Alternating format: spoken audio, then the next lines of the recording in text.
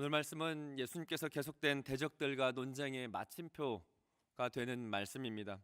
21장에는 예수님의 권위에 대해서 대적들이 질문을 하고요. 22장 앞부분에선 세금 그리고 부활에 대한 논쟁이 이어집니다. 성경에서 말하는 논쟁은 단순히 토론을 말하는 것이 아니고요. 예수님을 유대인의 율법에 덫에 걸리기 위해서 이 유대인들은 대적자들은 예수님을 종교 재판으로 처리하려는 그런 의도를 가지고 있었습니다. 앞의 내용에서 예수님께서는 유대인의 정치 권력을 대표하는 사두개인들과 부활에 대한 논쟁을 합니다. 사두개인들은 하지만 예수님의 대답에 아무 말 하지 못하였다라고 나오죠. 사두개인들 또한 율법에 정통하고 능통한 자들이었습니다. 이들이 예수님께 가지고 온 질문은 가볍게 생각한 질문도 아니고 어처구니없는 질문도 아니라 이들이 몇 날 며칠을 모여서 이 질문이라면 예수를 덫에 걸릴 수 있을 거야 라고 가져온 그런 질문이었습니다. 하지만 예수의 대답에 그들의 말문은 막혀버렸다고 성경은 이야기합니다. 이어서 오늘 말씀에선 예수님의 또 다른 대적으로 성경에 자주 등장하는 바리새인들이 등장을 합니다. 바리새인들이 한 곳에 모였다라고 이야기를 합니다. 시편 2편 2절에서 이미 예언하였듯 세상은 무리지어 메시아를 대적합니다. 무리를 지어서 진리를 따르는 자들을 대적한다라고 시편 2편에선 이야기를 하고 있습니다. 여러분, 우리는 알아야 됩니다. 우리는 이 시대에서 다수가 아니라 소수를 따르는 자들입니다. 역사적으로도 항상 그랬습니다. 이것이 아슬아슬한 차이가 아니라 진리를 따르는 자들은 절대적 소수고요, 진리를 거스르는 자가 절대적 다수였다라는 겁니다. 이 모습이 사탄이 아직 힘을 발하는 현 세상의 모습임을 우리는 알고 있어야 됩니다. 하지만 놀랄 것 없습니다. 왜냐하면 우리는 다수여서 옳은 게 아니라 진리를 따르기 때문에 옳은 겁니다. 사람이 많아서 그것이 눈에 보이는 영향력이 커서가 아니라 진리를 따르기 때문에 우리는 옳은 것입니다. 여러분, 진리는 다수결이 아닙니다. 바리새인들은 율법의 지식에 탁월하고 그 율법의 전문가들입니다. 이들 역시 논의를 하고 생각해서 예수 앞에 질문을 던집니다. 이렇게 질문을 하죠. 선생님, 율법 중에서 가장 큰 계명이 무엇입니까? 최상급으로 물어봅니다. 그 당시 유대인들이 지켜야 할 규정에는 반드시 지켜야 할 248개의 조항이 있었고요, 하지 않아야 될 365개의 조항이 있었습니다. 이것을 합하여 율법을 613개의 조항이라고 이야기를 합니다. 랍비들은 모든 계명이 동등하게 중요하다라고 생각은 했지만 그래도 어느 정도 조금은 더 가벼운 것과 더 중요하게 여기는 율법을 좀 구분했습니다. 그 가운데 가장 큰 계명을 묻는 겁니다. 이 말은 율법을 율법을 통달하지 않고는 쉽게 말할 수 있는 내용이 아닙니다. 왜냐하면 그 말을 이야기를 하면 왜 그것이 가장 큰 건지 말해야 되기 때문입니다. 이 질문에는 두 가지의 질문 자체에 덫이 있습니다. 올무가 있습니다. 첫째는 예수께서 대답을 하면 유대인들은 율법을 잘 아는 당신이 율법을 어길 수 있느냐라고 반문할 수 있고요, 예수님께서 대답을 하지 못하면요, 율법도 알지 못하는 당신이 어떻게 율법을 판단하고 율법을 거스를 수 있느냐라고 질문할 수 있는 겁니다. 덫에 걸리기 위해 의도를 띤 질문을 이야기를 하는 거죠. 그래서 예수님께서는 대답을 합니다. 대답을 하는데 오늘 예수님의 대답인 신명기 6장 5절의 말씀은 너무나도 평범한 말씀이었던 겁니다, 유대인들에게. 왜냐하면 신명기 6장 5절의 이 말씀은 유대인들이라면 날마다 수차례 고백하던 말씀이었습니다. 뭔가 새롭고 특별한 것이 아니라 너무나도 익숙한, 아니 가장 익숙한 율법으로 대답한다라는 겁니다. 주 너의 하나님을 사랑하라. 두 번째는 이웃을 사랑하라라고 이야기를 하죠. 여기서 둘째라고 말하는 것은 중요도의 순서는 아닙니다. 나열된 순서입니다. 이 둘은 뗄 수가 없죠. 하나님의 사랑이 10계명의 전반부, 10계명 첫 번째와 네 번째에 해당이 된다면 10계명의 후반부는 이웃사랑에 대한 말씀이죠. 하지만 이웃사랑은 하나님에 대한 사랑에서 나오고 그분에 대한 사랑만으로만 가능합니다. 따라서 이 두 계명 모두 하나님 사랑, 이웃 사랑 두 계명은 하나님 사랑을 경험하고 그 사랑을 하나님께 돌리라는 의미입니다. 여기서 사랑은 어떤 감정이나 느낌이 아닙니다. 전 인격적인 행동입니다. 단순히 계명을 지켜서 내가 그 계명을 지켰습니다가 아니라 그 마음까지 그 계명에 순종하고 있는가, 그 마음까지 온전히 그 계명에 복종하고 있는가를 묻는 겁니다. 이것이 하나님을 사랑하고 이웃을 사랑하느냐라고 대답한 예수님의 대답이었습니다. 율법 교사는 율법에서 가장 큰 계명을 묻는데 예수님은 율법의 정신에 대해서 이야기를 해줍니다. 율법의 정신이 율법과 선지자의 강령이다라는 것은 율법의 모든 포괄하는 정신이 이 두 가지에 달려있다라는 겁니다. 여러분, 성경에서 율법이 무엇이 가장 큰 것인가가 중요한 것이 아니라 우리는 율법의 목표, 성경의 방향성을 아는 것이 중요합니다. 예수님께서는 바리새인들에게 단순히 율법을 지식적으로 알고 있고 얼마나 많이 지켰는지를, 그것을 뛰어넘어서 율법의 핵심에 통달하고 계시다라는 것을 바리새인들에게 보여줍니다. 어쩌면 바리새인들은 율법의 가장 기초를 잊은 채 누가 과연 율법을 많이 외우고 있는가, 어떤 랍비가 율법을 많이 알고 있는가, 많이 외우고 율법을 많이 아는 자가 가장 높은 랍비인가, 가장 많이 하나님을 사랑하는 자들인가라고 아마 판단했을 겁니다. 너무나 익숙하고 하루에도 몇 번씩 외우는 말씀임에도 불구하고 그들은 놓치고 있던 겁니다. 아니, 입으로는 외우지만 율법을 모르고 있던 거죠. 그래서 예수님께서는 복음서에서 지속적으로 바리새인들을 뭐라고 이야기하죠? 외식하는 자들이라고 이야기를 했던 겁니다. 율법을 누구보다 많이 아는데 율법을 지키지 않는 자들인 거죠.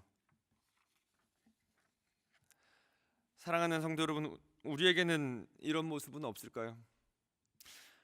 아마도 이런 모습은 여기 서 있는 저 같은 목회자들이나 교회를 오래 다닌 사람들에게서 많이 나타나는 영적 무감각증이라고도 이야기를 합니다.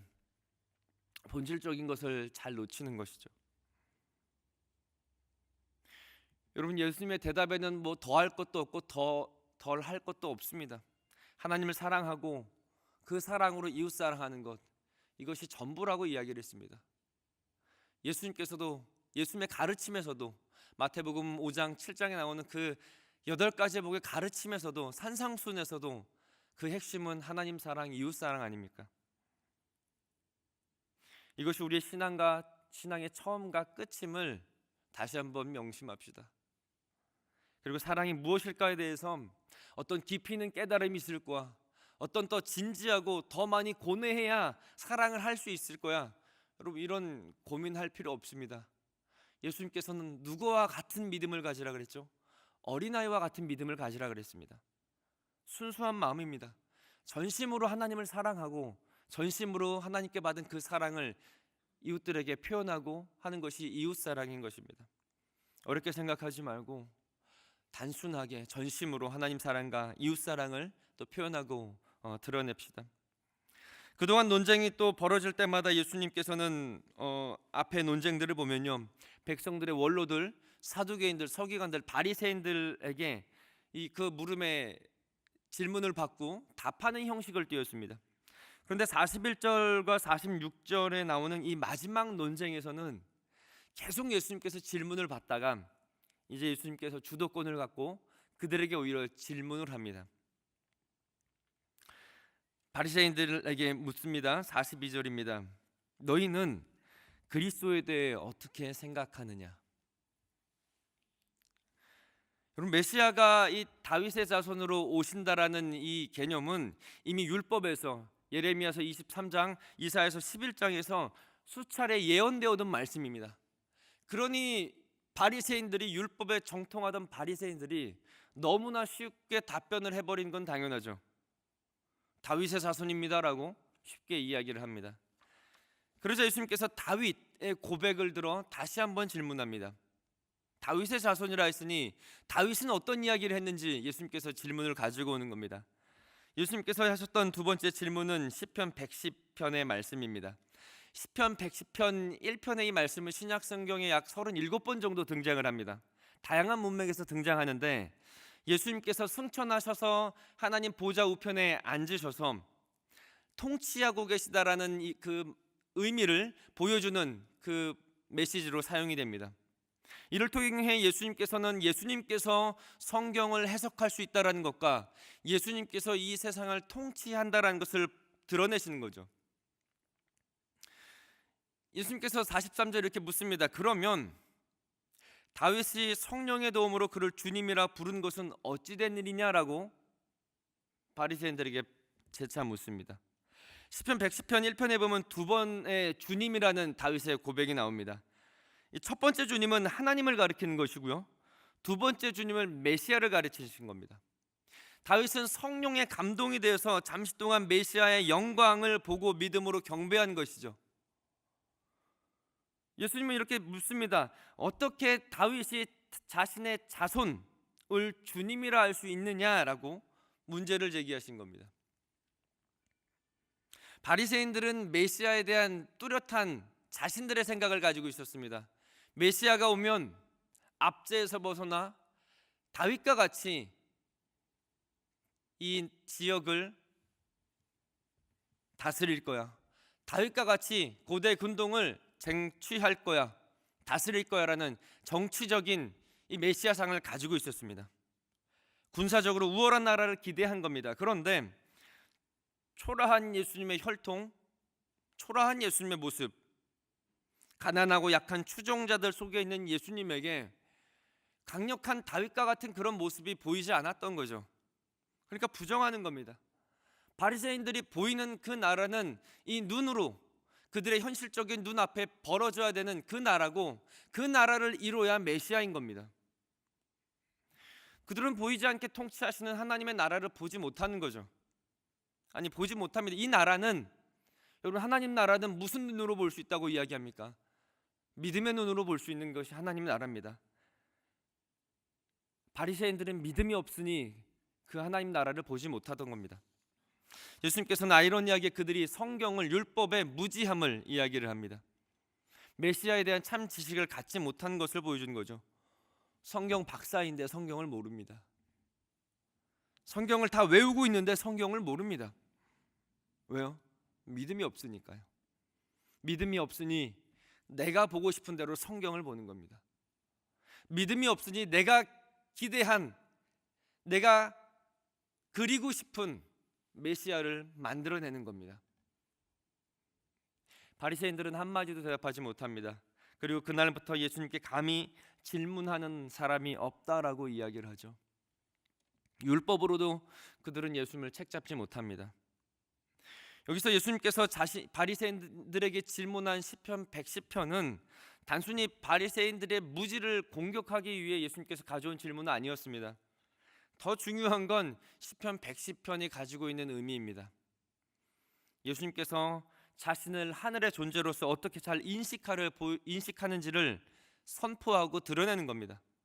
자신의 죽음을 통해 하나님의 보좌로 나아가는 통로이며, 하나님 보좌에 이르면 하나님께서 모든 대적을 이기시고 통치하신다라는 것을 바리새인들에게 보여주려고 했던, 바리새인들에게 선포했던 복음이었습니다.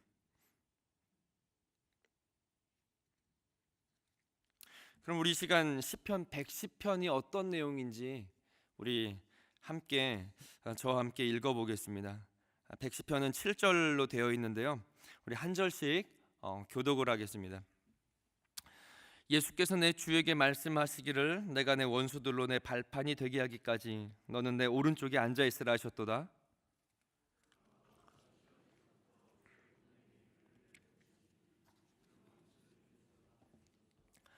주의 권능의 날에 주의 백성이 거룩한 옷을 입고 즐거이 헌신하니 새벽 이슬 같은 주의 청년들이 주께 나오는도다.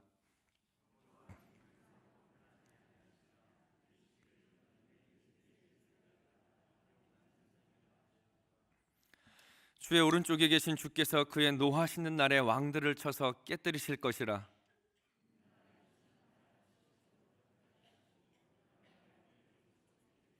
함께 읽겠습니다. 길가의 시냇물을 마심으로 그의 머리를 드시는도다. 사랑하는 성도 여러분, 우리의 존재 모든 것으로 하나님을 사랑하고 또 이웃을 사랑합시다.